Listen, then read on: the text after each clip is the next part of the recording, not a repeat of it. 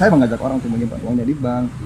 Kan produk bank banyak ya, mulai dari menabung, deposito, kredit sampai insuransi, tak jualin semua. Cuman dulu tuh bagian mengawasi kinerja bank, jangan sampai kinerja bank itu dari segi aspeknya, dari kredit, dari pelayanan, dari operasional, itu tuh jangan sampai miss dari aturan gitu. Namanya sih itu tahun pertama. Tahun keduanya Segera meninggalkan. Karena yang sampai saat ini juga terngiang-ngiang di telinga saya adalah dosa paling kecilnya aja, Ustaz. Itu sama saja kita menzinahi ibu kandung sendiri, Ustaz.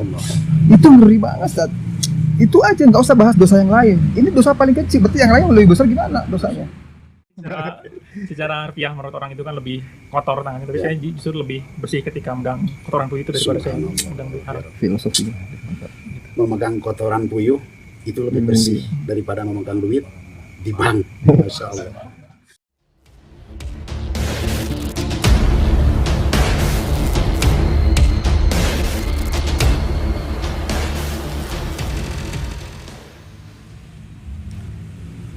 Bismillahirrahmanirrahim. Assalamualaikum warahmatullahi wabarakatuh. Bismillah, alhamdulillah, wala haula wala quwata illa billah. Asyhadu an la ilaha illallah wahdahu la syarikalah wa asyhadu anna Muhammadan abduhu wa rasuluh. Allahumma sholli ala Muhammad wa ala ali Muhammad, amma ba'du. Alhamdulillah, ikhwan fillah rahimakumullah, para pecinta kajian Islam Kapah, kita bertemu kembali bersama kajian ini, dan alhamdulillah hari ini atau malam ini tepatnya kita dibersamai oleh akang-akang yang ganteng-ganteng ini ya. Insya Allah mudah-mudahan ya. Kita akan membicarakan sharing atau berbagi pengalaman bersama beliau-beliau ini yang memang punya pengalaman bukan unik ya, pengalaman yang berat juga sih. Tapi insya Allah mudah-mudahan ini menjadi ibrah, menjadi contoh bagi kita semua untuk mengambil pelajaran dari akang-akang ini semua. Akang-akang ini dulu bekerja di bank ya, begitu betul ya. Betul. Tapi sebelumnya saya perkenalkan dulu. Kalau abang ini dari Makassar.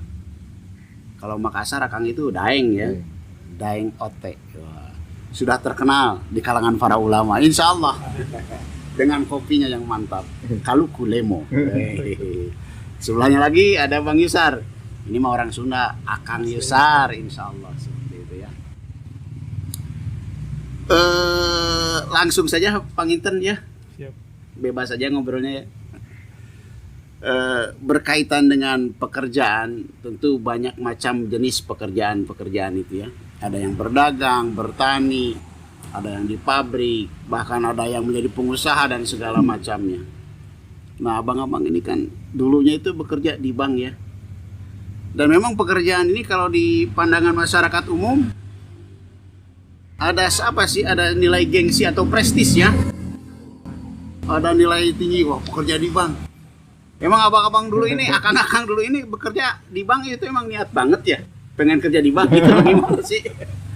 Silakan Daeng dulu dah. Dulu ya.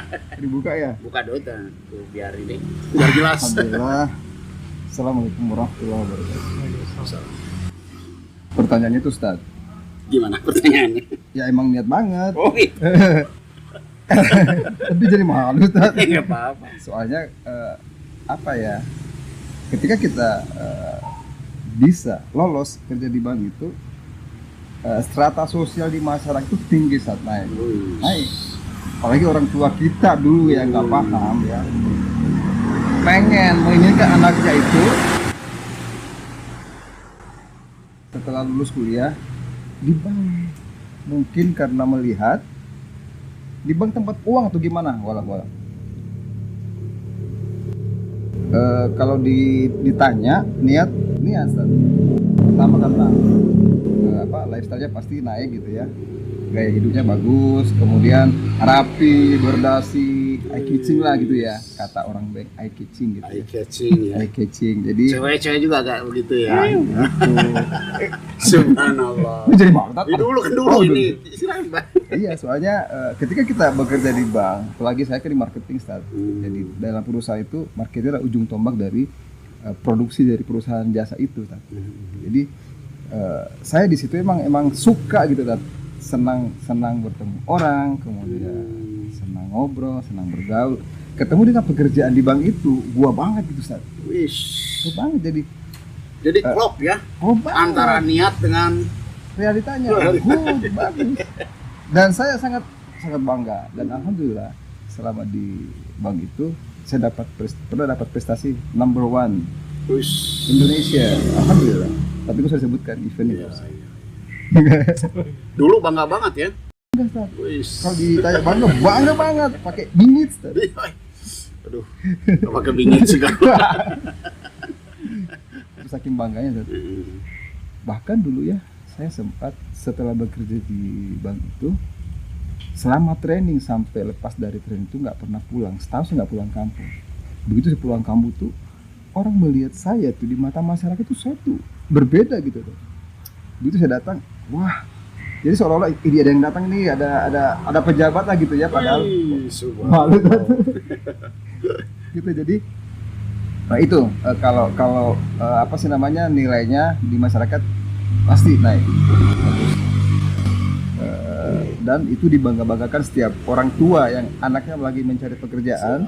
Apalagi waktu itu emang jurusan saya ke situ, Ustaz. Jurusan saya di ekonomi gitu ya. Jadi ketemu dengan bekerja di bank itu pas. Jadi klop ya. Klop. Sudah mania, cocok lagi dengan apa karakter gitu ya. Subhanallah. Kalau Kang Yusar gimana tuh? Sama niat banget juga. Bukan dulu ya. Iya, bukan. Ngap. Kalau dari cerita Daeng tadi mungkin ada keseriusan untuk mendalami gitu ya, memang serius. Tapi kalau saya justru kebalikannya tadi. Dulu saya nggak niat banget sih, justru ngambil kesempatan yang ada aja. Pas begitu lulus kuliah, kemudian memang basicnya orang tua juga dulu di instansi yang sama, di bank juga gitu ya. Selama ada peluang, yaudah masukin aja dulu katanya kan. Yaudah coba saya masukin, ya alhamdulillah lolos gitu kan. Ya sudah jalani saja. Tapi belum sampai dengan saat itu belum mendalami apa itu bank gitu kan. Apa aja tuh yang ada di dalamnya. Tapi kalau misalkan tadi dibicarakan masalah prestis atau enggak, ya itu luar biasa gitu ya. Bahkan di tempat saya tinggal, ibu saya juga namanya enggak, justru orang kenal ibu saya itu bukan karena namanya, bahkan terang bumi Neng Bang tuh, nah itu bumi saya. Sampai segitunya kan, gitu. Sampai melekat gitu. Sampai jadi ganti nama ya, Neng Bang. Subhanallah. Ya dari situ juga sih. Jadi ada, ya mungkin kalau dari segi masyarakat menilai keluarga sini mungkin agak berbeda gitu. Kalau misalnya ada kita kerja di bank katanya kan banyak duit, padahal kita nggak tahu duit siapa. Duit orang. Tapi kan intinya sama ya. Intinya Sama bahwa memang pekerjaan itu dia memberikan apa sih namanya, kebanggaan tersendiri. Wah, iya pegawai bank nih. Banyak, betul. Apalagi tadi sampai klimis, pakai dasi. Aduh. Gampang kan, tinggal switch kalau untuk cari cewek itu. asli gampang. Oh, iyalah gampang. Udah ganteng, pegawai bank lagi. Waduh, subhanallah. Tapi itu dulu ya. Itu dulu, Ustaz. Kalau Daeng memang dulu sebagai apa sih di banknya itu? Ada jabatan-jabatan tertentu atau gimana? Saya memang kebetulan saya dapat posisi di marketing, Ustaz. Marketing kan ujung tombak dari perusahaan itu, produksinya bagus apa enggak itu dari marketing. Kalau marketingnya berhasil, produktivitas perusahaannya itu pasti. Jadi Daeng nih yang merekrut nih. Betul. Saya mengajak orang untuk menyimpan uangnya di bank. Kan produk bank banyak ya, mulai dari menabung, deposito, kredit sampai insurans, tak jualin semua, Ustaz. Walaupun saya sebenarnya spesifik itu ke insurans waktu itu, tapi karena marketing bisa menjual lebih dari produk yang direkomendasikan, jadi saya menjual semua dan saya pasti ada. Ya kan marketing nyari komisi kan Ustaz. Iyalah. Itu mah gak usah munafik lah kalau saya ya. Maksudnya jualin kredit dong dapat sekian. Ayo tak jualin itu sekali ketemu nasabah, mumpung nih ada nasabah. Ini ada produk, mau nggak? Ini ada. Jadi all in dikeluarin gitu. Karena apa? Ya satu kita pengen duitnya, kedua kita pengen prestasinya, ketiga kita pengen pasti ada sisi ini ya kan, karirnya gitu Ustaz. Dan alhamdulillah saya bisa mendapatkan itu semua waktu itu. Dulu tenang-tenang aja tuh. Oh aja, waduh, Gak ada pokoknya, beban ya? Nggak ada beban. Kalau Kang Yusar dulu di waktu sebagai apa? Kalau pertama masuk tahun pertama itu di bagian back office tadi, posisinya di kantor wilayahnya.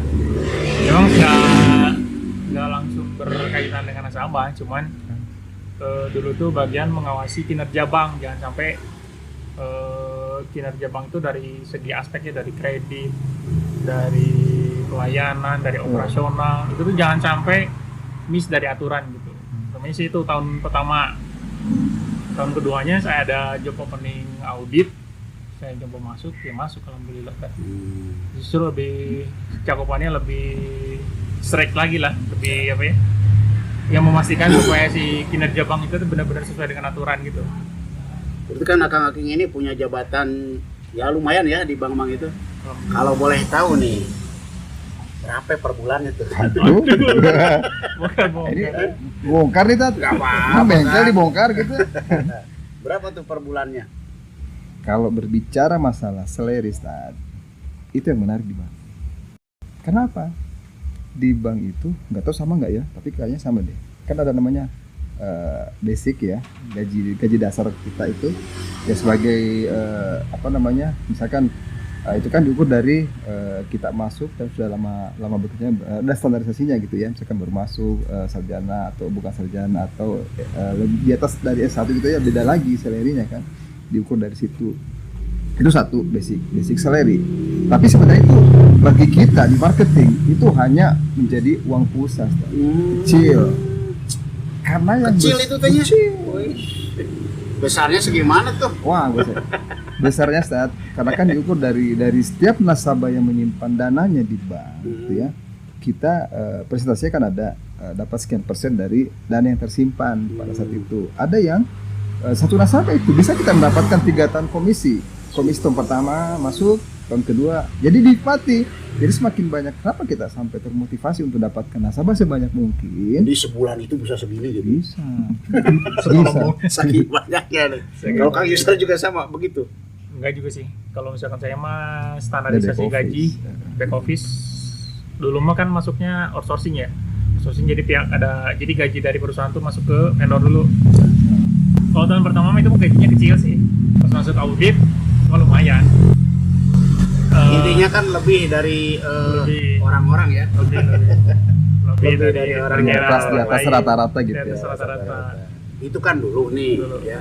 Dulu sebelum akang-akang ini mengerti tentang hukum riba kan seperti itu. Yang mulai tegang. Mulai keringet dingin.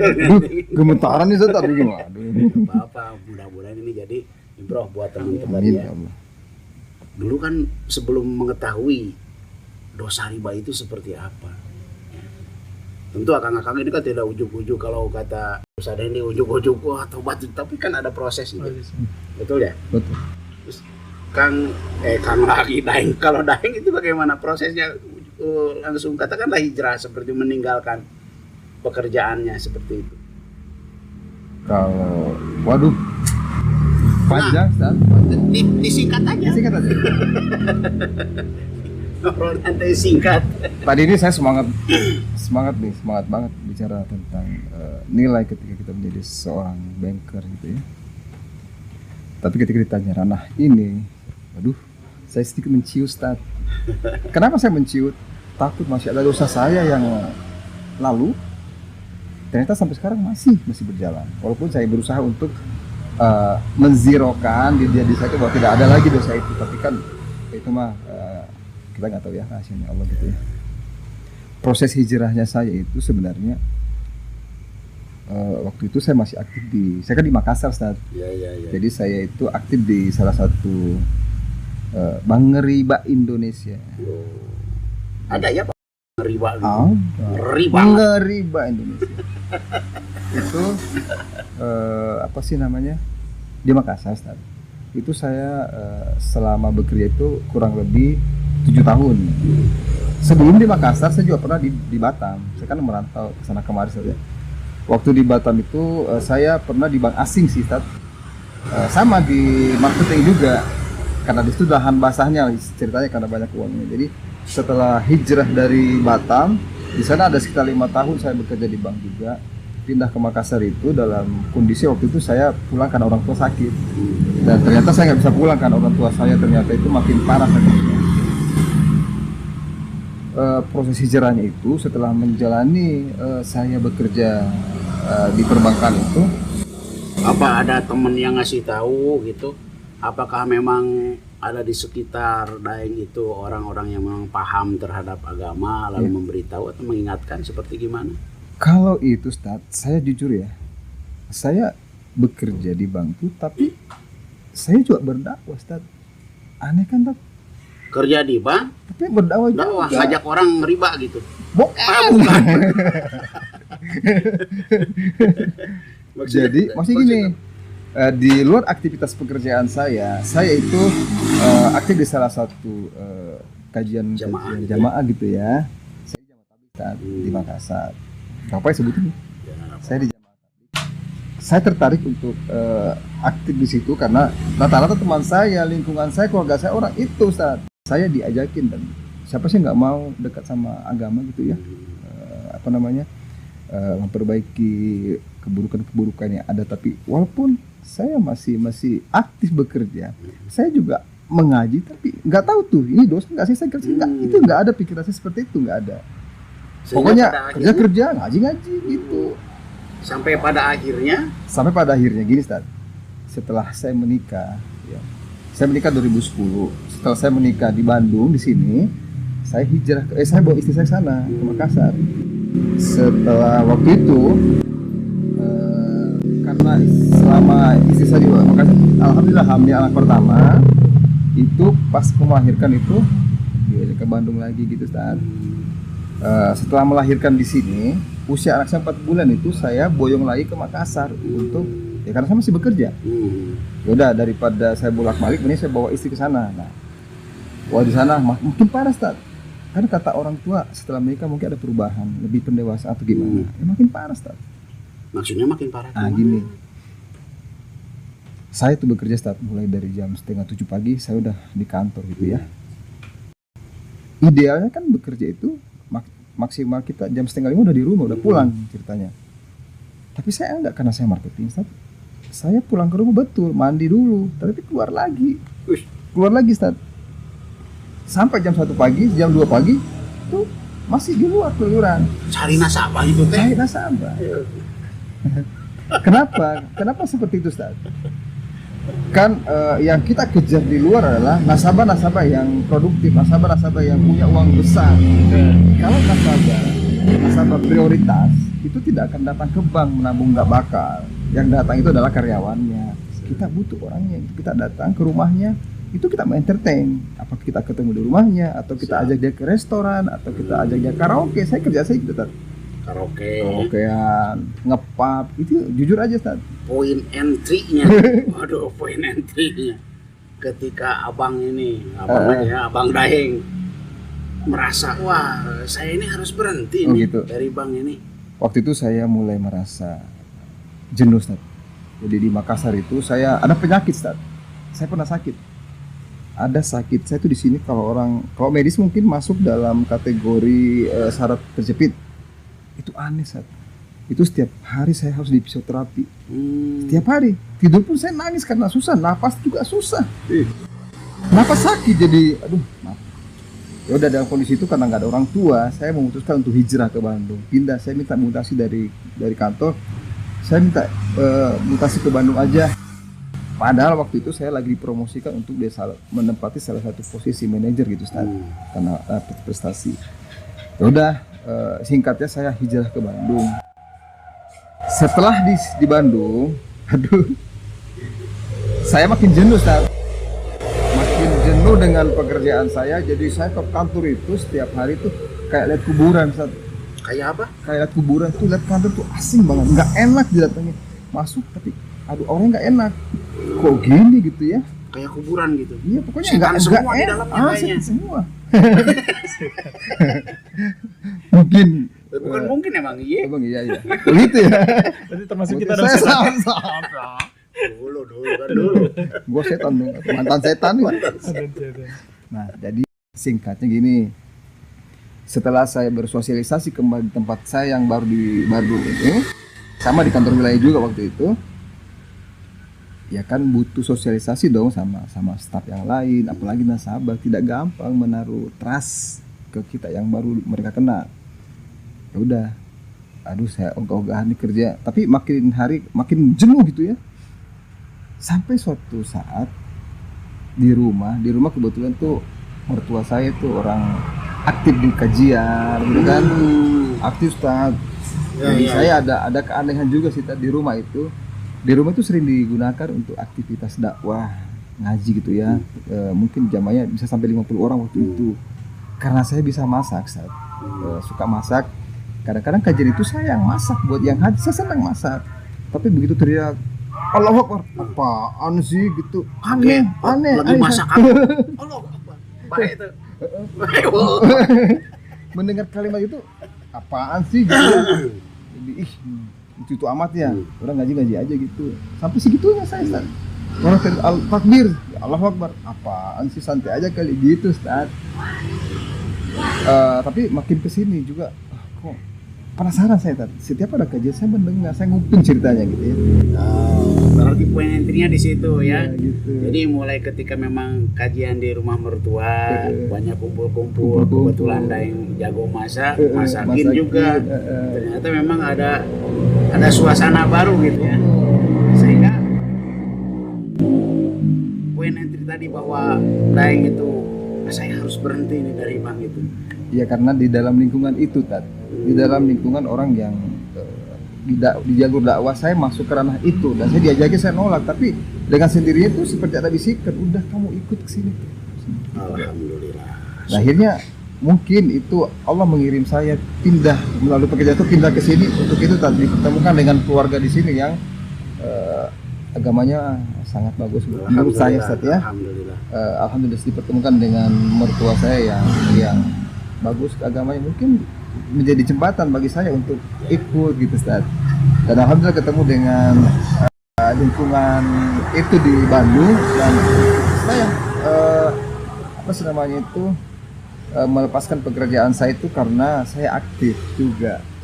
Awalnya dari kumpul-kumpul kecil di rumah, saya terbiasa dengan lingkungan itu, kemudian saya nyaman ketika mendengar orang ngaji, teduh, dingin gitu ya. Kalau lihat ke kantor, aduh, itu kayak kuburan gitu. Setan semua. Baik. Alhamdulillah. Pengalaman yang luar biasa ya. Agak panjang pengalamannya. Ini belum semua, Ustaz. Jangan semuanya habis waktunya. Tapi ini seperti itu ya. Kalau Kang Yusar bagaimana itu? Bisa sampai melepaskan pekerjaan yang gajinya tadi gitu ya. Bahkan dipandang oleh masyarakat umum, pekerjaan di bank itu kan prestisnya bagus lah. Apa yang membuat Kang Yusar berani melepaskan itu semua? Kalau awalnya sih gini kan, selama saya kerja di bank itu kan, saya masih aktif komunikasi sama teman-teman kuliah ya, beberapa lah gitu. Yang saya kenal dulu dia lebih taat ibadahnya. Setiap ketemu dia selalu nanya, masih kerja di bank Sar? Saya selalu tiap ketemu ada yang nanya seperti itu gitu. Ya sebentar, kalau Kang Yusar bekerja di bank apa? Kalau ini kan bank ngeri banget. Kalau bank ini, oh iya, bank riba Indonesia. Jaya. Kok mirip ya? Ngeri. Tetanggaan. Cuman beda huruf tengahnya doang. Waduh. Kayak gitu Tad. Ketemu beberapa teman sering nanya kayak gitu, kok saya jadi kayak ada ganjel gitu loh. Ini apa sih, ada yang salah gitu kerja di bank gitu. Belum tahu gitu ya sudah dalam secara agama, karena memang ya jujur dulu sholat hanya sebatas menggugurkan kewajiban aja gitu. Ya di sela-sela kesibukan ya cari tahu lah di YouTube gitu kan, sering YouTubean di kantor. Hukum pandangan Islam tentang bagaimana hukumnya kerja di bank.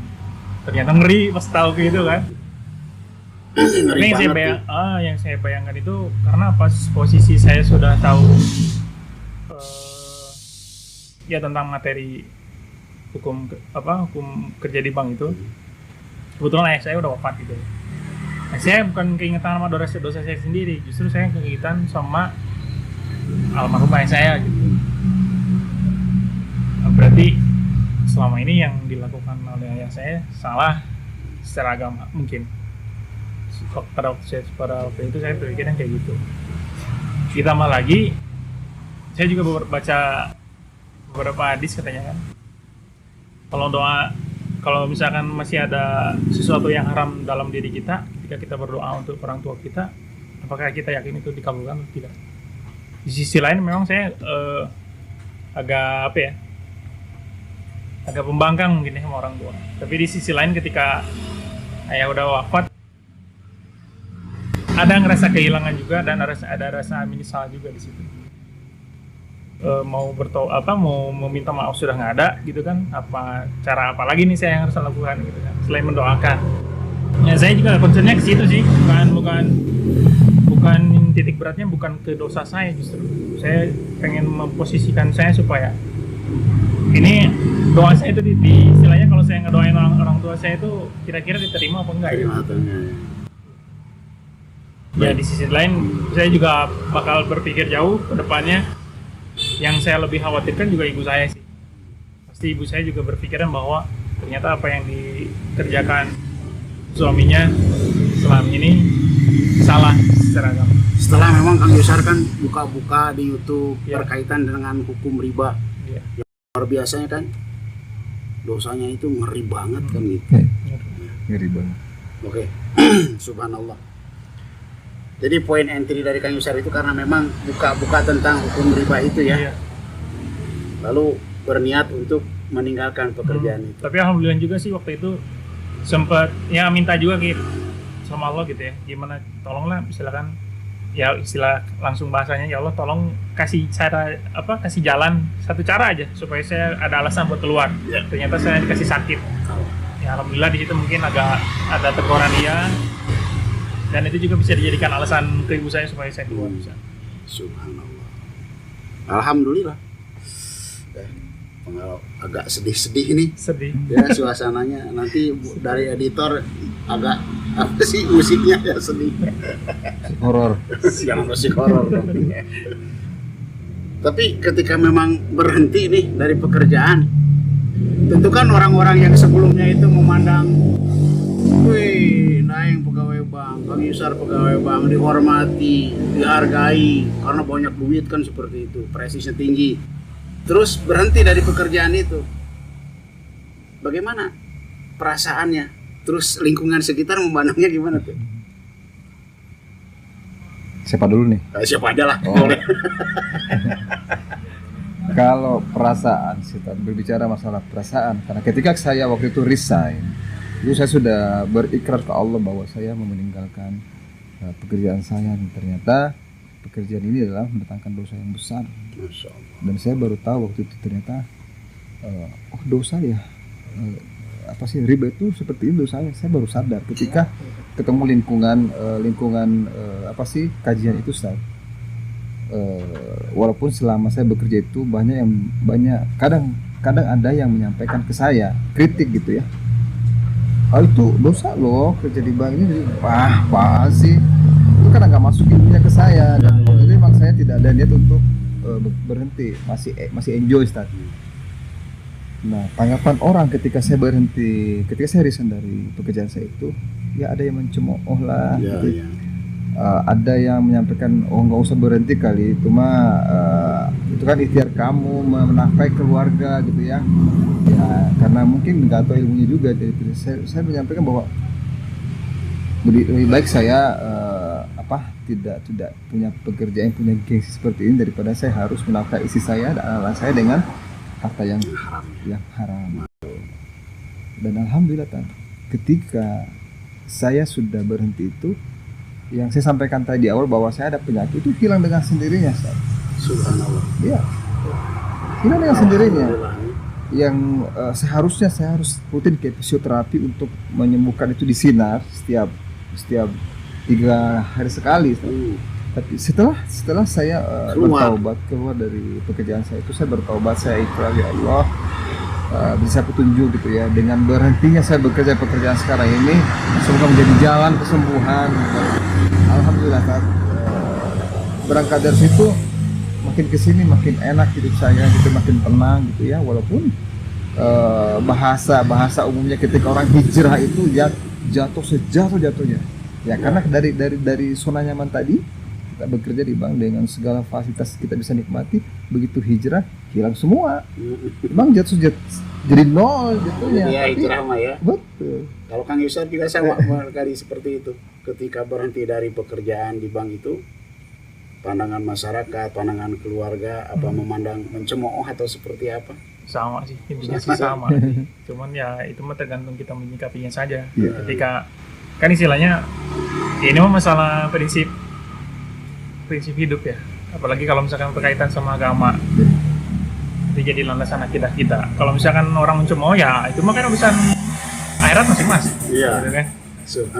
Mau nulungan ke Mau orangnya. nulungan. Tapi kalau misalkan kita nasabatin nulungan gitu kan, di akhirat kan enggak. Ya, Masing-masing. Ya. Subhanallah. Ada orang yang berkata begini katanya, kalau keluar kerja dari bank yang memang tadi penghasilannya besar, mau kerja apa lo? Katanya begitu ya. Mau kerja apa? Nah kakak-kakak sekarang ini bagaimana? Setelah keluar dari bank, apakah nganggur atau seperti apa? Bagaimana? Silakan. Saya kebetulan karena saya punya kebiasaan itu di kuliner, Ustaz. Jadi waktu di Makassar pun begitu. Jadi saya aktif di perbankan itu bekerja. Saya punya kafe, Ustaz. Walaupun sebenarnya saya masih ngontrak waktu itu, nyewa lapak di Pantai Losari waktu itu. Alhamdulillah, karena itu dunia saya sebenarnya. Dunia saya adalah dunia marketing dan dunia kuliner. Saya senang masak, Ustaz. Senang ngeracik gitu. Akhirnya pada saat saya hijrah, meninggalkan pekerjaan saya di Bandung itu, kan di sini ada skill itu ya. Skill itu saya ambil dan sepertinya Allah sudah menitipkan itu bahwa antum itu harus besar usahanya di sini gitu loh. Kuliner ya. Di kuliner, karena saya dikasih passion di situ, Ustaz. Kenapa saya nggak melihat itu? Nah itu menjadi masalah besar bagi saya. Benang merahnya di situ. Kenapa saya terjun ke bank? Kenapa saya tidak melihat skill itu? Dan ternyata saya mencoba skill itu ternyata saya bisa, Ustaz. Alhamdulillah ini sudah Allah hadiahkan ke saya, buah dari saya berhijrah tadi. Alhamdulillah. Kalau Kang Yusuf juga sama, pekerjaan ditinggalkan bang. Ya awalnya mungkin tadi kan ketika masing-masing hijrah juga kan pasti ada titik terendahnya dulu ya, pasti kenal. Mungkin juga saya pas keluar juga nggak, justru saya keluar juga ninggalin hutang yang gede kan di jadi ya udah hasil dari istilahnya ya udah tutupin di situ dulu lah istilahnya. Jadi kita modalnya dari nol lagi dengan modal seadanya, ya udahlah kita pertamanya jadi buka counter HP pernah gagal, terus jualan bubur ayam gagal. Nah, sekarang yang alhamdulillah agak stabil itu ternak puyuh telur tadi. Subhanallah. Yang nyotai kotok. Kayak agak lebih. Saya kotok atau puyuh. Tai puyuh. Ya meskipun secara apa ya? Secara tunggu dulu, Ustaz. Saya roaming. Tai kotok apa tai kotok?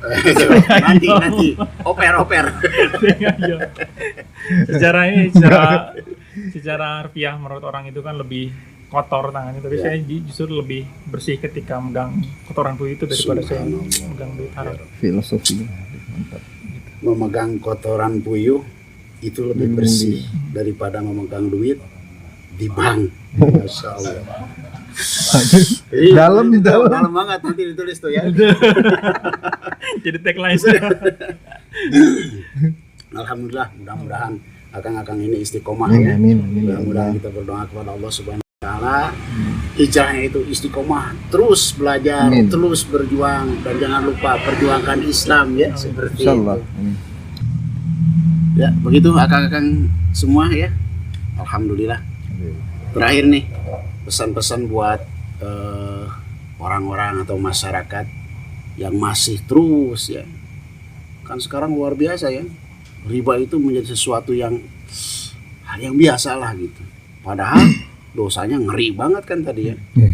Bahkan dalam salah satu surat dikatakan kalau terus mengulangi lagi aktivitas riba sementara dia tahu bahwa itu haram, maka dia akan ditempatkan oleh Allah ashabun narihum fiha khalidun, akan ditempatkan di neraka selama-lamanya. Masya Sekali. Allah ya Rabb. Nah, pesan-pesan dari Bang Daeng dulu lah. Apa pesannya buat ya mudah-mudahan terinspirasi mereka. Ya, jadi untuk saudara-saudara saya, saudara-saudara seiman saya, ketika anda semua sudah tahu bahwa ketika bergelimang dengan riba gitu, dan ketika udah tahu dosanya seperti apa, segera meninggalkan riba itu. Segera meninggalkan. Karena yang sampai saat ini juga terngiang-ngiang di telinga saya adalah dosa paling kecilnya aja, Ustaz. Itu sama saja kita menzinahi ibu kandung sendiri, Ustaz. Itu ngeri banget, Ustaz. Itu aja, nggak usah bahas dosa yang lain. Ini dosa paling kecil, berarti yang lain yang lebih besar gimana dosanya? Itu segera tinggalkan dosa itu. Kalau tidak, gimana? Celaka. Betul. Masya Allah. Jadi segera mensegerakan diri untuk meninggalkan itu, bertaubat dan nasuha, tinggalkan riba. Karena tidak akan pernah rugi ketika meninggalkan itu. Saya sudah menjalaninya, saya sudah meninggalkan itu, alhamdulillah. Dan Allah memberikan saya hadiah seperti sekarang ini. Saya punya usaha, alhamdulillah, berkah bagi saya dan keluarga saya. Alhamdulillah. Bagaimana Kang Yusar pesan-pesannya? Ya kebanyakan sih dari orang-orang yang masih berat meninggalkan riba tuh banyak kalkulasi secara hitungan matematika mereka sendiri ya. Seakan-akan hitungan matematika mereka tuh lebih benar daripada itu matematika Allah sendiri. Ya kalau misalkan sudah udah menjadi lumrah seperti itu mah agak susah sih sebenarnya. Tapi ketika kalau misalkan pesan yang bisa disampaikan ke teman-teman yang masih berkecimpung di dunia riba, paling ya jangan sok pinter aja jangan sok pinter ketika berhadapan dengan dalil Allah. Matematika Allah itu lebih valid daripada matematika manusia. Ya. Insyaallah. Kan mereka lebih memperhatikan manfaat Ya. tanpa menggali hukum syariat. Betul, Ustaz. Sehingga mereka melupakan akhir dari perilaku ngeri tadi ya, perilaku riba tadi akhirnya seperti apa. Dalam salah satu hadis kan Rasulullah SAW menyampaikan kurang lebih seperti ini: hindarilah perkara yang membinasakan. Nah, di antara yang membinasakan itu adalah salah satunya riba. Luar biasa itu, tidak binasa di dunia, di akhirat. Masya Allah. Seperti itu hadirin rahimakumullah, pecinta kajian Islam Kapah, berbagi sharing bersama akang-akang ex banking ya. Mudah-mudahan menjadi inspirasi buat kita semua untuk bersegera meninggalkan perilaku riba tersebut. Segitu yang bisa disampaikan. Mohon maaf yang sebesar-besarnya bila ada kesalahan dalam ucapan atau dalam tindakan kita. Mohon maaf yang sebesar-besarnya. Wallahu a'lam bishawab. Assalamualaikum warahmatullahi wabarakatuh. Waalaikumsalam warahmatullahi wabarakatuh.